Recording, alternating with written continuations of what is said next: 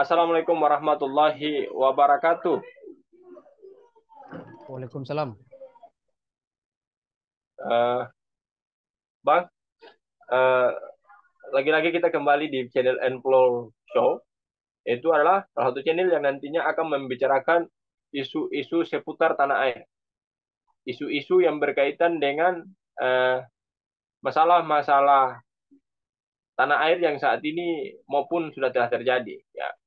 Nah, mungkin pada hari ini atau pada siang hari ini, saya mengajak Abang untuk tertarik membicarakan persoalan kasus yang beberapa bulan ya beberapa bulan terakhir ini mengalami trending topik ya selalu dibicarakan di media-media bahkan dari tempat-tempat ibadah itu masyarakat selalu membicarakan saja begitu.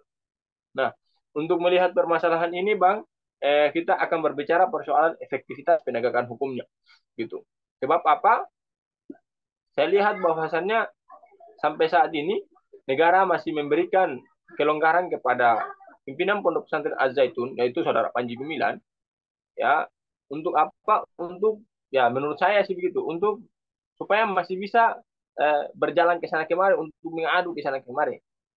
Seperti yang tadi saya sampaikan bahwa media sangat banyak menjelaskan ya Bang, media sangat banyak menjelaskan permasalahan penistaan agama yang dilakukan oleh Saudara Panji Gumilang itu ada sekitar berapa ratus media yang menjelaskan ini. Namun sampai saat ini, Bang, tidak ada efek jerah yang nantinya diberikan oleh penegak hukum kepada Saudara Panji Gumilang. Nah, untuk melihat permasalahan ini, saya minta tanggapan daripada abangku Laudi Noval, ya selaku orang yang ada di sana bersama selalu dengan media-media sana, maka saya minta tanggapannya, Bang.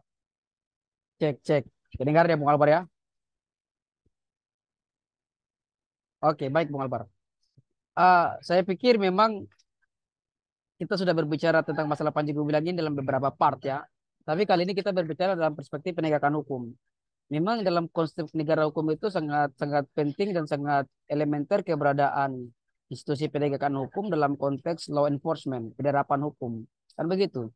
Nah, ketika kemudian proses penegakan hukum itu lamban, maka akan membuat orang yang kemudian disangka ataupun orang yang kemudian uh, dicurigai melakukan suatu tindak kejahatan, maka dianggap apa namanya berpotensi untuk membuat orang tersebut itu semakin menjadi jadi. Maka ketika dikaitkan dengan konteks Al Zaitun atau Panji Gumilang, maka saya katakan bahwa lambannya proses penegakan hukum kepada Panji Gumilang membuat Panji Gumilang itu semakin menjadi jadi. Nah, ini dibuktikan misalnya Panji Gumilang kemudian melaporkan MUI, melaporkan wakil ketua MUI kan begitu. Bahkan kemudian menggugat secara secara perdata dengan katanya kerugian imaterial yang kita sampaikan sejak awal yaitu satu triliun.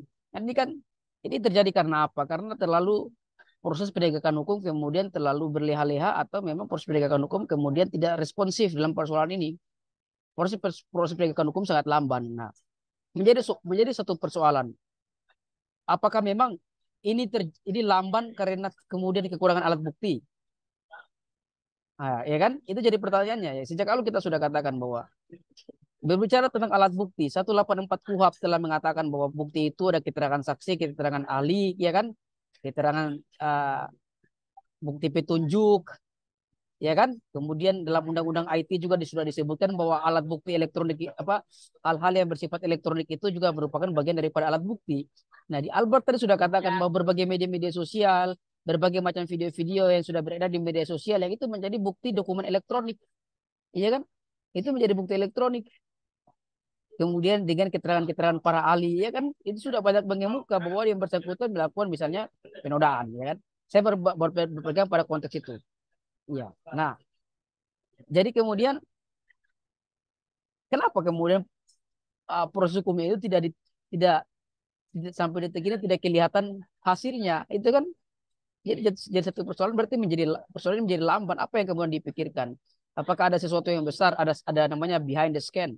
Ada sesuatu yang tersembunyi di balik persoalan ini sehingga membuat proses penegakan hukumnya itu menjadi lamban kan begitu. Nah, ini kita mengharapkan kemudian supaya supaya persoalan ini bisa bisa segera bisa segera Polri kemudian bisa menetapkan yang bersangkutan misalnya sebagai tersangka berdasarkan jika kemudian alat bukti sudah terpenuhi. Nah, kalau saya lihat kayak yang disampaikan selalu oleh Bung Albar, berbagai pemberitaan, berbagai pandangan-pandangan ahli, ya saya pikir itu sudah cukup untuk menetapkan yang bersangkutan menjadi status tersangka. Tapi sampai detik ini kan tidak ada. Malah yang terjadi dia menggugat balik MUI. Kan begitu. Baik secara perdata maupun pidana. Nah ini sehingga saya mengkonsepsikan bahwa ya lambannya proses penegakan hukum membuat Panji Gumilang semakin menjadi-jadi. Kira-kira seperti Bung Albar.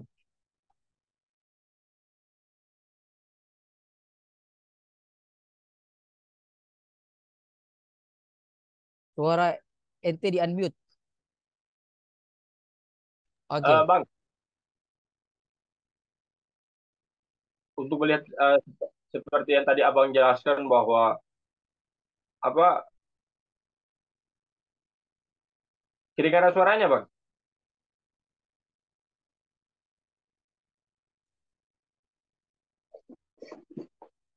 kiri kanan suaranya ya bang, Iya, iya, aman kedengaran.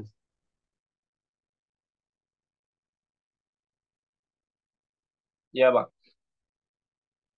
Eh, Terkait dengan penjelasan tadi bahwa kali ini kita akan membicarakan persoalan law enforcement atau penegakan hukum terhadap eh, salah satu yang diduga melakukan tindak pidana penistaan terhadap agama. Nah, namun sampai saat ini belum ada efektivitas, ya, efektivitas dan juga kerja keras daripada penegak hukum untuk mewujudkan permasalahan ini supaya menciptakan atau menjunjung tinggi, menciptakan nilai-nilai hukum itu sendiri. Nah, untuk itu Bang, dalam melihat permasalahan ini, tadi seperti yang Abang jelaskan bahwa eh, bukti telah kuat, berbagai pandangan ahli telah banyak, ya. Namun sampai saat ini proses penegakan hukum terhadap pimpinan Pondok Pesantren Az-Zaitun itu belum belum belum bisa dilaksanakan dengan sepenuhnya. Nah, untuk itu terakhir saya minta pandangannya, Bang. Bagaimana apakah ada faktor lain mempengaruhi sehingga adanya eh, perlambatan ya terhadap penegakan hukum terhadap Panji Gumilang atau tidak, Bang? Ya, saya tidak bisa menjustifikasi bahwa apa dan mengatakan bahwa itu kemudian ada yang kemudian yang membackup yang bersangkutan. Saya tidak bisa mengatakan seperti itu. Tetapi saya coba menggunakan nalar publik.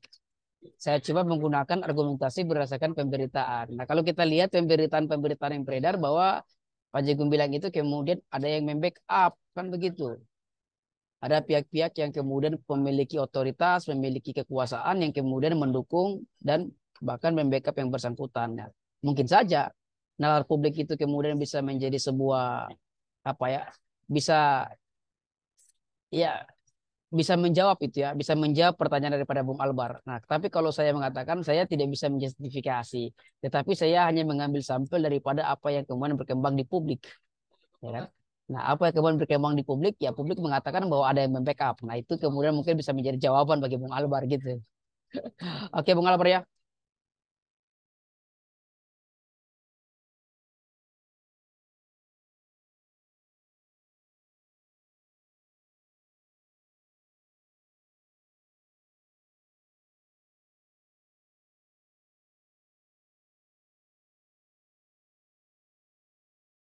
Ente di unmute itu suaranya itu Besti, bro. Oh, siap, Bang. Bang, kayaknya udah cukup ya. Sambil tunggu perkembangan isu yang berkembang di media. Iya, siap, Nah, siap. untuk untuk ini bang. Dan saya yakin Oke, bahwasannya abang selalu standby and full show. siap. Mungkin Sampai sampai jumpa, sini Bung Albar. bang. Oke, sampai jumpa. Terima kasih atas waktunya bang. Assalamualaikum. Waalaikumsalam.